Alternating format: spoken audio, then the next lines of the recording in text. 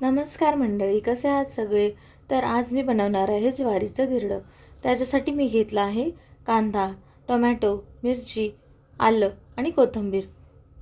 तर इथे मी धिरड्याचं बॅटर बनवण्यासाठी 2 कप ज्वारीचं पीठ आणि 4 ते 5 चमचे रवा टाकला आहे. रव्याने धिरडं खूप क्रिस्पी होतं, त्यामुळे मी रवा टाकला आहे. आणि त्याच्यामध्ये मी टाकणार आहे या सगळ्या फाईन चॉप केलेल्या भाज्या. मी टाकला आहे मीठ, हळद, हिंग आणि लाल मिरची पावडर आणि बेडगी मिरची.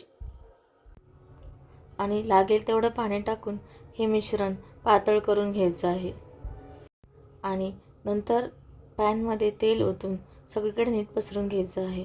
आणि मी यासाठी नॉनस्टिकचा तवा वापरला आहे, कारण का लोखंडी तव्यावर हे चिटकायची शक्यता असते. तर मी ह्याला दोन्ही साईडने नीट व्यवस्थित भाजून घेतलं आहे. तर तयार आहे आपलं ज्वारीचं धिरडं, क्रिस्पी, क्रंची आणि एकदम हेल्दी. तुम्ही कधी बनवताय असं क्रिस्पी आणि हेल्दी धिरडं तुमच्या घरी? तर व्हिडिओ आवडला असेल तर लाईक आणि सबस्क्राईब नक्की करा. तर पुन्हा भेटू पुढची अशी छान रेसिपी घेऊन. बाय.